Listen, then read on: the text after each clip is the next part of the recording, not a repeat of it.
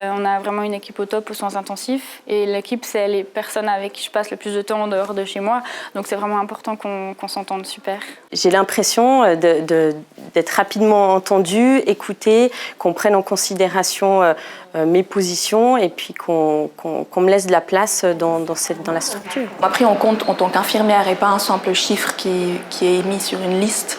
Et on avait confiance en mes compétences, malgré le fait qu'à l'époque, j'étais diplômée depuis, je pense, 2 semaines. Donc c'est ça qui m'a rendue heureuse d'être là et puis qui me rend encore heureuse d'être là. Alors moi, c'est Jeanne-Marie Crossenbacher. Je suis infirmière aux EHNV dans le service des soins intensifs depuis bientôt 2 ans et demi. Je m'appelle Katia Texera, je suis infirmière depuis 2 mois et demi au service de chirurgie orthopédique à Saint-Loup. Déborah Dibiaz, je travaille à l'unité de soins palliatifs spécialisée des EHNV depuis 5 ans. Nous souhaitons que les collaborateurs puissent avoir de l'autonomie, c'est-à-dire que nous les encourageons à prendre des initiatives. On me permet d'être en confiance dans ce que je fais, malgré le fait que je suis diplômée que depuis quelques mois. J'ai l'impression qu'on me fait confiance et puis ça, j'ai pu le ressentir, notamment lorsque j'ai pu intégrer des projets institutionnels et puis voilà, faire valoir aussi mes compétences là-dedans. Nous souhaitons avoir des collaborateurs performants et efficients, donc ça passe au travers de formation continue à l'interne ou de formation certifiante à l'externe. J'ai pu partager avec mes cadres mon envie de me perfectionner. Cette envie, elle a été entendue au niveau des EHNV. J'ai pu de ce fait faire le CAS en soins palliatifs en 2017 et aujourd'hui je suis actuellement la formation DAS en soins palliatifs. J'ai la chance de pouvoir faire la formation en soins intensifs pour être experte aux soins intensifs. C'est vraiment quelque chose qui m'épanouit, qui me permet de me développer et puis qui me plaît énormément et je trouve que j'ai de la chance de pouvoir faire ça. Alors aux EHNV, un jeune infirmier peut commencer en médecine et venir assez rapidement aux soins intensifs après une année de pratique. Nous sommes un hôpital à taille humaine.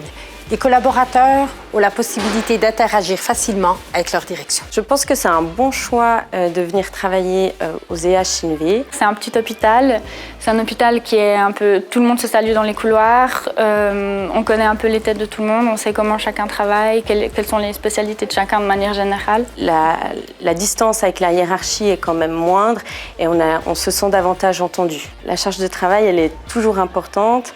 Maintenant, c'est comment on aménage le dynamique autour et puis comment on fait en sorte de trouver du plaisir sur son lieu de travail. Au sein de notre institution, nous encourageons le bien-être des collaborateurs, c'est-à-dire qu'on souhaite concilier la vie privée et la vie professionnelle, par exemple au travers d'horaires adaptés. Aux EHNV, on accorde beaucoup d'importance à un équilibre entre vie professionnelle et vie privée. Par exemple, ça peut être une demande de diminution de pourcentage.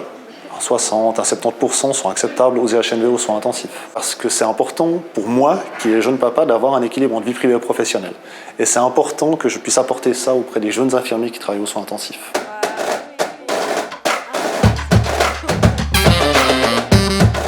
Je vais bientôt dire que 2 mots si tu continues. J'avais des phrases. Je me retrouve plus dans un petit hôpital comme les EHNV. Je ne sais pas si je peux dire que c'est un petit hôpital. Je me sens épanouie aux EHNV, je ne regrette pas du tout parce que je ne vais pas aller plus loin. Ouais, okay. Point.